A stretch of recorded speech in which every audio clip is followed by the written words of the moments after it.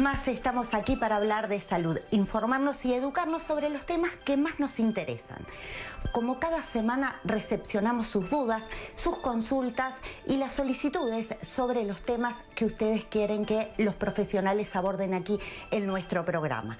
Basado en esto, comenzamos informándonos sobre enfermedades inflamatorias intestinales y cómo los tratamientos de medicina hiperbárica los benefician. Y sobre este tema conversamos con el doctor Gustavo Gómez Viera.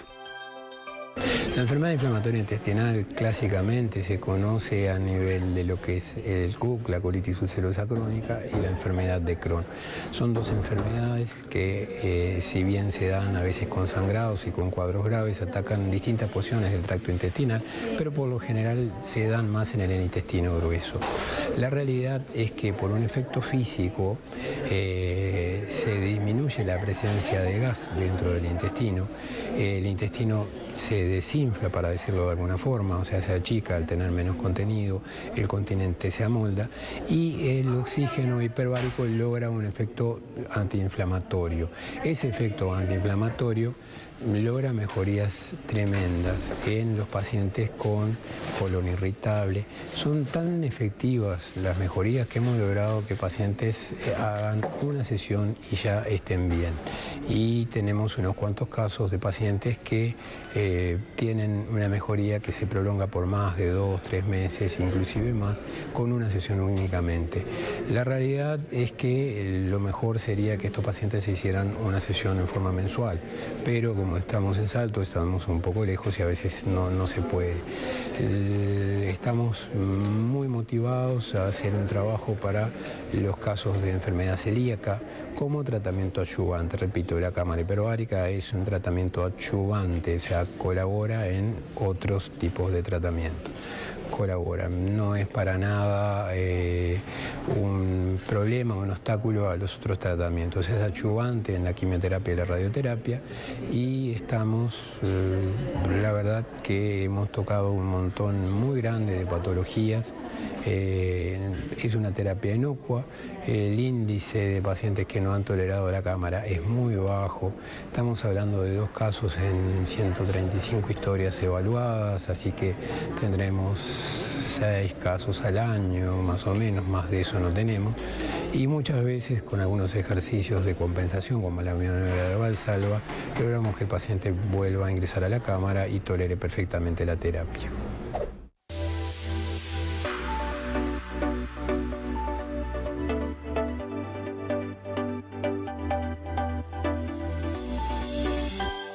La doctora Laura Sánchez, nuestra asesora en odontología, responde nuevamente a sus consultas.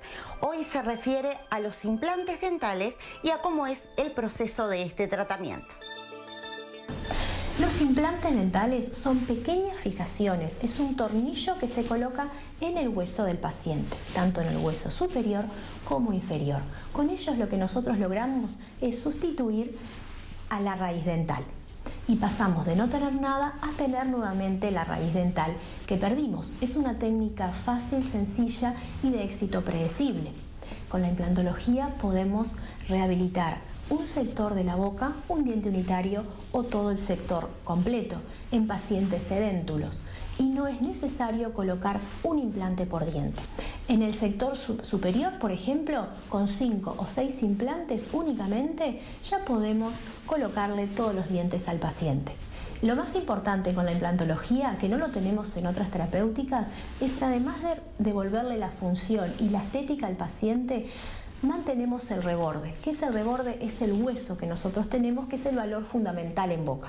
Entonces tenemos 3 beneficios muy concretos con los implantes, que es devolver la función, la estética y sobre todo la mantención de ese huesito, que nos va a dar a futuro también la plenitud de la boca. Cuando el paciente consulta por una terapéutica de rehabilitación por implante, se hace una historia clínica sabiendo si tiene alguna enfermedad por la cual no se pueda colocar los implantes, que eso también vamos a verlo.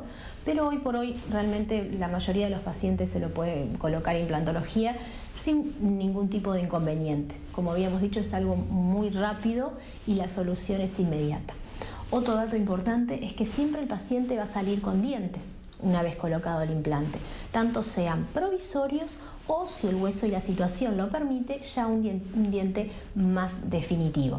Eso siempre depende del caso clínico, pero en todos los casos el paciente se va a poder rehabilitar y ya salir con tanto sea algo fijo, unitario o de la boca entera.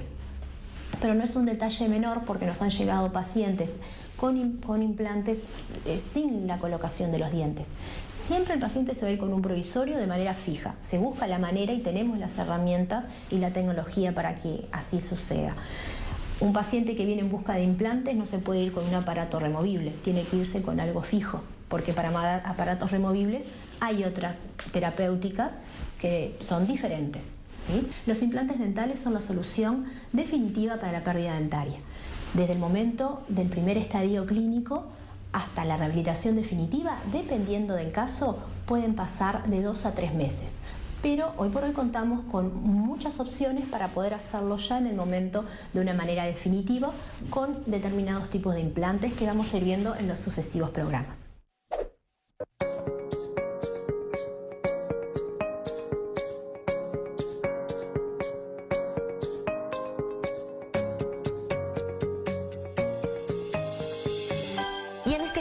De sexología clínica hablaremos sobre un tratamiento único en nuestro país: las ondas de choque para la disfunción eréctil, la curvatura peniana adquirida o la enfermedad de Peyronie, y lo haremos con nuestro asesor, el doctor Antonio Balatti. La sonda de choque es un novedoso dispositivo diseñado específicamente para la disfunción eréctil de causa vascular. Se generan ondas electroacústicas que lo que hacen es aceleran los procesos de reparación de los tejidos. Básicamente quiere decir esto, que se genera lo que se conoce como angiogénesis o nueva vascularización a nivel pélvico y a nivel cavernoso. Es una terapia indolora, sin complicaciones, sin efectos adversos, que se realiza en el consultorio del médico, 15 a 20 minutos, y el paciente puede continuar con su vida habitual. Está indicado especialmente para los pacientes de origen, una disfunción eréctil de origen vascular, es decir, los diabéticos, los hipertensos, los sedentarios, los dislipémicos o pacientes con enfermedades cardiovasculares que contraindican el tratamiento con medicación vía oral. Se aplican 5 o 6 secciones, en general en la clínica realizamos 6 secciones, una por semana.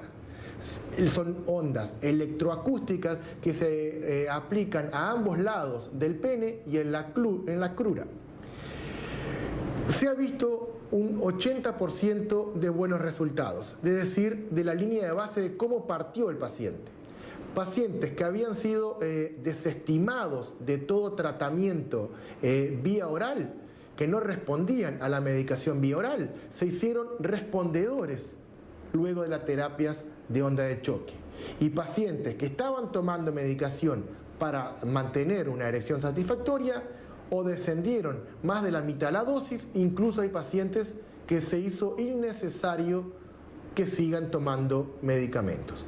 Es una terapia prometedora que está indicado en general a los pacientes vasculares, donde la disfunción eréctil tiene una repercusión muy importante. Y debemos aclarar, siempre hay que buscar el origen de la causa, la etiología de la disfunción eréctil, ya que ésta puede manifestarse como un marcador centinela precoz de enfermedad cardiovascular oculta. Conjuntamente, mientras se diagnostica y se pueda objetivar la causa vascular, se puede realizar el tratamiento con onda de choques, donde, como dijimos, tiene 80% de buenos resultados. Matías González, tu belleza natural. Y en este segmento queremos compartir con ustedes un informe que nos ha hecho llegar la doctora Beatriz Améndola desde Miami sobre los últimos avances en los tratamientos de metástasis hepáticas. Los pacientes que se presentan con enfermedad tardía metastática, ya sea de origen colorectal, cáncer de mama o diferentes tumores primarios pueden hacer metástasis en el hígado. Y en general se piensa, y hay una, digamos, recomendación general, que esos pacientes tienen enfermedad tardía, metástasis a distancia, por lo cual ningún tratamiento localizado es efectivo, por lo cual se recomienda en general quimioterapia desde el punto de vista paliativo, y en algunos casos se puede considerar resección parcial de la lesión en el hígado. Una metástasis puede ser resecada si es simple. Algunas veces aparecen más de una. Otras tecnologías que se pueden usar es la radiofrecuencia, lo que es una técnica un poco más invasiva, donde se debe anestesiar al paciente, localizar la lesión y a través de la piel, una pequeña incisión, poner un calor a muy alta temperatura, a radiofrecuencia, que hace que la lesión se elimine y genera mucho calor. Esto no es indicado en algunas localizaciones, ya que es contraindicado porque calienta mucho la sangre o los tejidos adyacentes. Sin embargo, en nuestro centro tenemos mucha experiencia en técnicas de radiación localizada o focalizada, lo que se llama la radiocirugía. Y con la radiocirugía podemos tratar lesiones hepáticas, aunque sean múltiples, siempre y cuando estén localizadas en un área del hígado, que eso ocurre muy frecuentemente por la vascularización del hígado. Estas lesiones se pueden tratar con tratamiento local, focalizado, en generalmente 3 tratamientos externos, sin necesidad de anestesia, sin necesidad de invasión ninguna. No es necesario usar markers para localizar los tumores, y los pacientes pueden tener una vida completamente normal, incluso recibir su quimioterapia al mismo tiempo, y nos dan un resultado de control local muy bueno.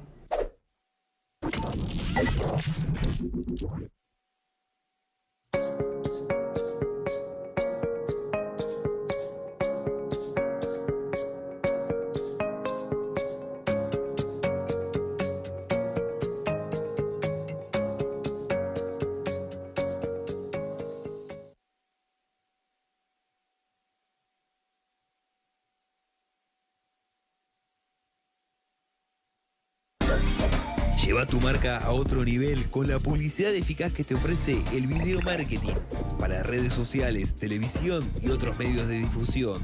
Más info en estudiospanorama.com.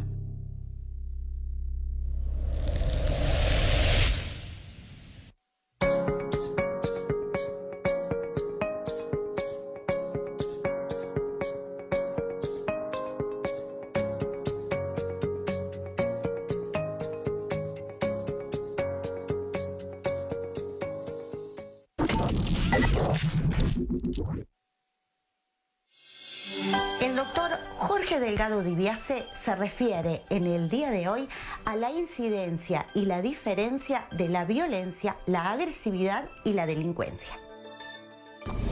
Creemos que es muy importante destacar que los seres humanos y todos los seres vivos no somos violentos por naturaleza. Nosotros, al igual que los mamíferos, nacemos con cierto monto de agresividad, que no es lo mismo que ser violento. Nuestro cerebro trae genéticamente las condiciones necesarias para que nosotros podamos sobrevivir. Entonces, en nuestro antiguo cerebro reptiliano, que aún lo mantenemos y lo tenemos, lo que hace es tenernos a expensas de los problemas que pueden surgir en nuestra vida cotidiana y en la sociedad. Es muy importante porque es lo que nos permite crecer, reproducirnos y luego morirnos, que es las etapas que hacemos los seres vivos en la Tierra. Por eso nosotros estamos condicionados para tener una conducta agresiva cuando algo de nuestras necesidades básicas son atacadas desde afuera. Por ejemplo, si tenemos hambre, es factible que nos pongamos agresivos y que terminemos haciendo algo que puede lesionar a otro para conseguir la comida. De la misma forma, si tenemos sed. Cuando nosotros estamos heridos o lastimados, al igual que los animales, estamos más agresivos porque estamos a la defensiva. Es normal que si alguien ataca a nuestros hijos, nuestros niños o nuestra familia, nosotros nos defendamos agresivamente. De la misma forma, como está ocurriendo ahora lamentablemente, cuando violan nuestro territorio. Cuando nosotros nos metemos en el territorio de cualquier animal, por más pacífico que sea, nos va a atacar y se va a defender. Esa agresividad, ese monto de agresividad que tenemos los seres humanos, es totalmente natural. Y eso no va en contra de ninguna sociedad. Cuando hablamos de violencia, hablamos cuando nosotros atacamos o agredimos a alguien con premeditación y alevosía. Estamos hablando de los robos, estamos hablando de las agresiones, estamos hablando de los hurtos, estamos hablando de los asesinatos. Cuando yo planifico explotar un cajero sin importarme el daño social y material y humano que pueda ocasionar, eso es violencia y tenemos que diferenciarla. La violencia se aprende. Si nacemos violentos tenemos un problema genético y un problema orgánico que hay que tratarlo. Por ejemplo, un asesino. El asesino mata y siente la necesidad de hacer daño a otros. ¿Saben por qué? Porque la violencia está tratada separada en los libros de psiquiatría y en los de medicina, pero la violencia es una adicción.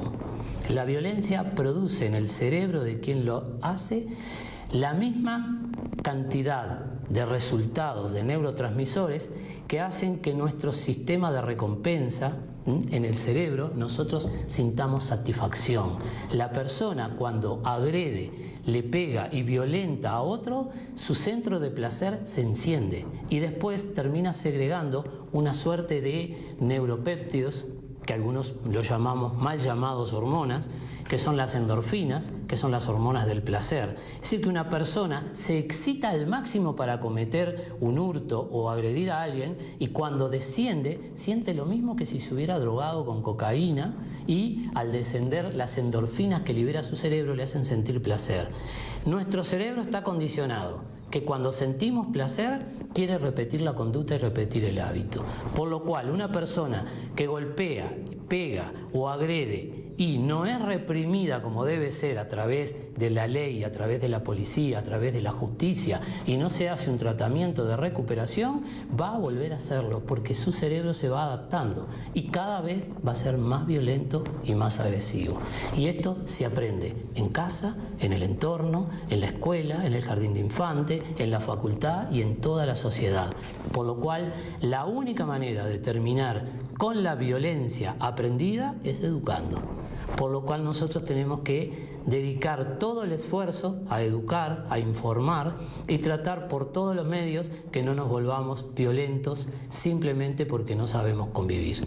Bueno, es un tema apasionante, queremos escuchar las preguntas que ustedes tengan al respecto y estamos dispuestos a contestarlas todas. Ha sido un placer.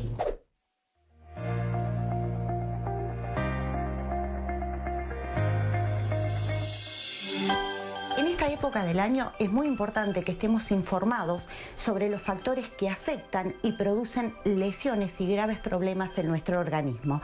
Por ello, consultamos a la doctora Alejandra Larre Borges, quien se refiere a los riesgos e incidencia de melanoma en nuestro país.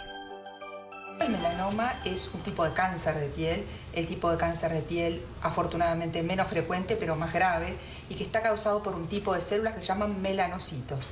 La versión buena de los melanocitos son los lunares o los nevos.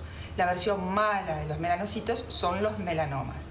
El melanoma, por tanto, es un cáncer que ocurre en la piel, pero que tiene una capacidad de dar metástasis, o sea, lesiones secundarias, y por ello las personas pueden fallecer debido a esta causa. Uruguay es uno de los países de Latinoamérica con mayor incidencia de melanoma y uno de los países en la cual la mortalidad ha aumentado en los últimos años. Es un cáncer que afecta a personas en general a temprana edad y en plena edad productiva. Segundo, ¿cuáles son las poblaciones más susceptibles? Las poblaciones más susceptibles son aquellas de piel más clara, que nosotros le decimos fototipos bajos, son aquellos los pelirrojos, son otro tipo de población con cierto tipo de enfermedades, por ejemplo, son aquellos que tienen inmunodepresión. La inmunodepresión no solamente se debe al virus de la inmunodeficiencia adquirida, sino también a otras causas como ciertos fármacos. Los pacientes que reciben trasplantes, que en nuestro país afortunadamente son muchos, reciben medicación inmunosupresora. Estos tienen un riesgo aumentado de tener cáncer de piel y dentro de ellos del melanoma. También hay otros que por sus hábitos de exposición tienen aumentado el riesgo de melanoma. Por ejemplo, los guardavidas, los trabajadores rurales y ciertas poblaciones menos conocidas, pero no menos importantes, como los pacientes que tienen Parkinson o las personas que trabajan en las aeronaves, los pilotos y las azafatas. Es uno de los cánceres más prevenibles. Increíblemente es un cáncer que, dado un cambio de actitud, un cambio de hábitos, se puede prevenir. O sea que lo que hagamos hoy nos resta puntos como para el futuro. Se sabe que el melanoma aumentó su incidencia del cáncer de piel en general desde principios del siglo XX. ¿Por qué aumentó su incidencia? Porque se impuso la moda del bronceado como un hábito saludable, como algo atractivo, como algo lindo. Estar bronceado es considerado un símbolo de salud, de bienestar, incluso de estatus social. Ahora se sabe que el estar bronceado en realidad es un daño a la piel que a la larga y acumulando factores de riesgo, o sea, mutaciones, o sea, cambios en los melanocitos, que fue las células que hablamos al principio, devienen en un melanoma en muchos casos. ¿Cómo hacemos entonces para prevenir esto? Para prevenir el daño que generan los rayos ultravioleta. No quiere decir que nos quedemos encerrados en nuestra casa, todo lo contrario. Nosotros debemos salir, disfrutar de la naturaleza, disfrutar del aire libre, hacer todas las cosas que nos hagan felices. Pero, sin embargo, tomar medidas para que estas cosas nos hagan felices y no nos hagan daño. Entre ellas es el tratar de realizar actividades a la sombra, el uso de sombrero en lo posible a la ancha, el uso de lentes, porque sabes que también hay melanoma a nivel ocular y otras cosas que pueden causar las radiaciones ultravioletas a nivel ocular, el uso de ropa, y la ropa es el protector más importante que existe. La ropa debe ser de colores oscuros para repeler los rayos ultravioletas. Y también, accesoriamente, el uso de protectores solares. Los protectores solares deben ser aplicados antes de la exposición, 30 minutos antes de la exposición, porque demoran en hacer efecto, el efecto no es inmediato, por lo cual si uno va a ir a la playa o va a hacer una actividad recreativa expuesto al sol, es recomendable previamente planificarlo. Si uno tiene hijos chicos y los va a llevar a pasear un día soleado, llevarlos a pasear, disfrutar de la naturaleza, pero previamente utilizar el protector y de esta manera disfrutar, pero responsablemente.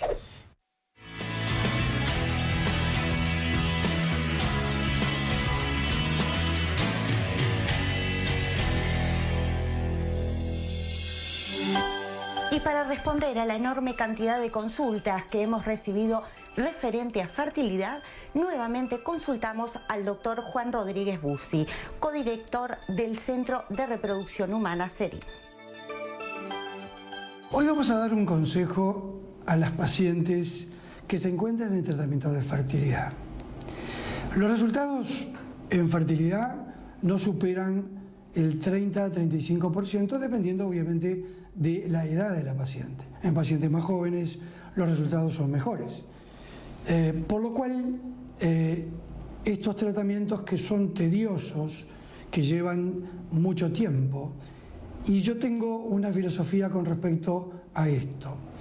El que logra el embarazo es la pareja que tiene más constancia, que le pone mucha fuerza y mucha buena onda para realizarla. No abandonen, sigan. Hoy existen muchos tratamientos distintos. El agotamiento, por ejemplo, de los óvulos de las pacientes, hoy tenemos la posibilidad de hacer ovodonación. La ovodonación es un tratamiento que da muy buenos resultados, mucho mejores que con los óvulos de las propias pacientes. Por lo cual, no bajen los brazos, insistan. Es un buen consejo. En Uruguay, casi 7 de cada 10 mujeres reportan haber vivido alguna situación de violencia basada en género. Avon y Fundación Avon Global, con el apoyo del Instituto Nacional de las Mujeres y la organización Plemu, lanzaron la campaña audiovisual Cambia el Trato, que fue desarrollada para hacer visibles aquellas situaciones de violencia hacia las mujeres que están naturalizadas en la sociedad. Mostrar que hay conductas y prácticas que son violencia, aunque muchas veces no se perciben como tales. Unite a la campaña Cambia el Trato, porque la violencia la combatimos entre todos.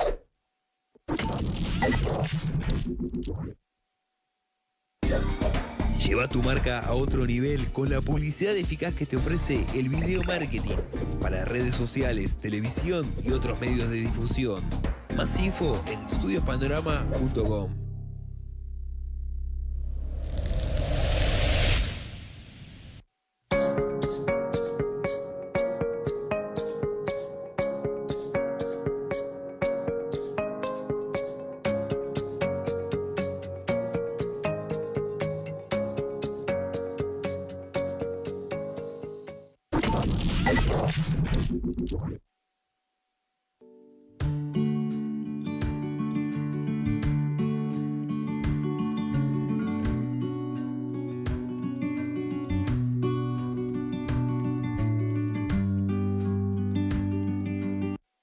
Buenos días, un gusto una vez más estar con todos ustedes. En esta oportunidad queríamos informarles sobre las gestiones que hemos desarrollado a un mes de haber asumido las nuevas autoridades del Colegio Médico del Uruguay. Como ustedes saben, el Colegio Médico del Uruguay es una persona pública no estatal que rige los elementos de deontología y fisiología médica, derechos y deberes del médico y su relación con los usuarios.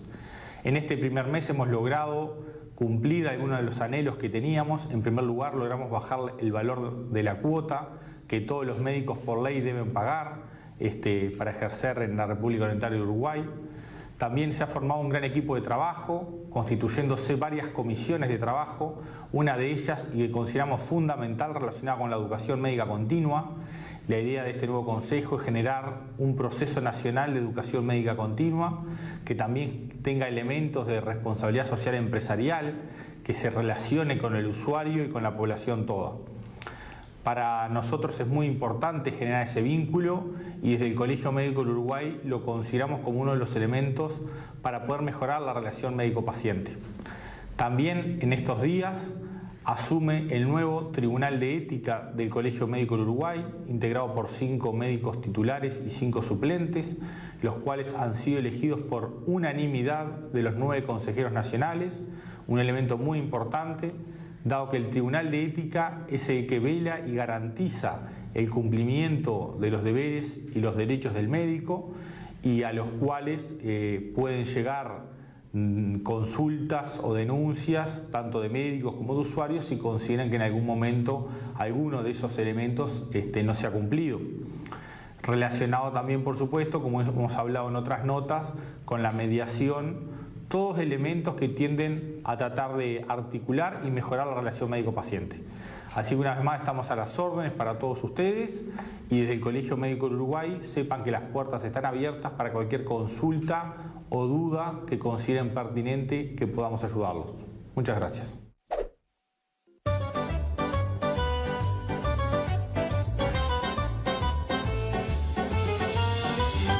En esta oportunidad, la doctora Jacqueline Morales nos habla en cómo beneficia la medicina regenerativa en patologías de rodilla y cuáles son los elementos a tener en cuenta para realizarse este tratamiento. En CEMER nosotros recomendamos la medicina regenerativa en rodilla y especialmente este tipo de patología en articulación de rodilla porque es una patología muy frecuente que produce mucha dificultad y mucha disfuncionalidad en el paciente, ausentismo laboral, dolor, impotencia funcional. Con la medicina regenerativa en nuestro instituto logramos recuperar el cartílago y evitar de esa manera el dolor, volver al paciente a su vida normal y quizás evitar una prótesis. Bueno, los elementos a tener en cuenta en una patología de rodilla en forma general y absoluta es el sobrepeso. Recordemos, y siempre lo recalco eso, 1 kilo que nosotros adelgacemos son 7 kilos menos para la rodilla y el factor genético.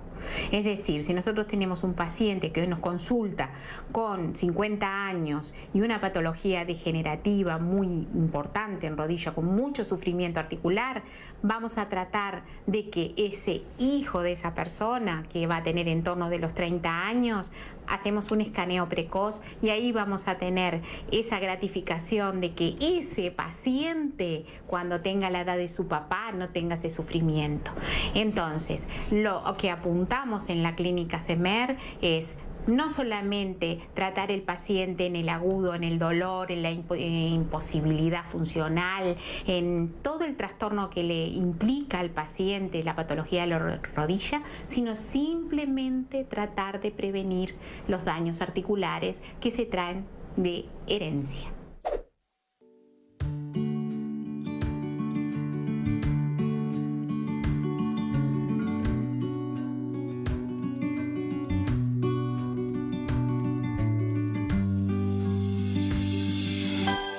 Desde Círculo Láser conversamos con la doctora Adriana Melgar sobre cómo es el proceso posoperatorio de la cirugía refractiva. Una vez que el paciente es operado, nosotros habitualmente operamos los viernes en nuestra clínica para que el fin de semana el paciente descanse y duerma todo lo más que pueda y así a la semana siguiente poder reintegrarse a sus tareas habituales. Normalmente en el posoperatorio inmediato se indica la colocación de gotitas, gotas antibióticas y gotas antiinflamatorias y lubricantes. Operando el viernes en la mañana, como solemos hacerlo en las jornadas quirúrgicas, se realiza el primer control en el horario de la tarde. Allí normalmente la recuperación del paciente está en un 60-70%. Y a partir de ahí es cuando empieza a colocarse la medicación según se le indica en el protocolo. El lunes de la semana siguiente se vuelve a concurrir, digamos, a la clínica para realizar el otro control y habitualmente a partir de esa instancia el paciente ya está en condiciones de reintegrarse a sus actividades, si bien va a tener que seguir con determinados cuidados.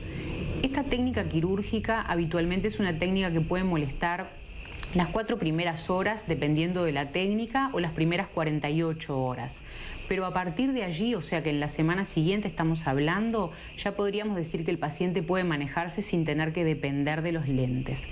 De todas formas, durante todo el primer mes va a notar variaciones en la visión a lo largo del día, momentos del día en los que puede estar viendo más o menos nítido, de acuerdo al proceso de cicatrización, pero compatible con una vida normal. A partir de allí entonces comienza la recuperación y habitualmente el paciente a los 2-3 meses es dado de alta y puede realizar sus actividades normales. Y llegando al final de nuestro programa queremos extenderle la invitación que nos ha hecho llegar el artista plástico maragato Atilio Gutiérrez a presenciar la inauguración de sus obras el próximo 6 de diciembre a las 18:30 horas en el Museo del Vino. Tenga presente que la cultura también es salud. Les recordamos que pueden visualizarnos el próximo jueves a las 21 horas en nuestra edición central de A+B, el sábado a las 9 horas a la pantalla de Canal 10. Recuerde, su salud es lo más importante. Su cita es aquí, la próxima semana, a través de la pantalla de su canal.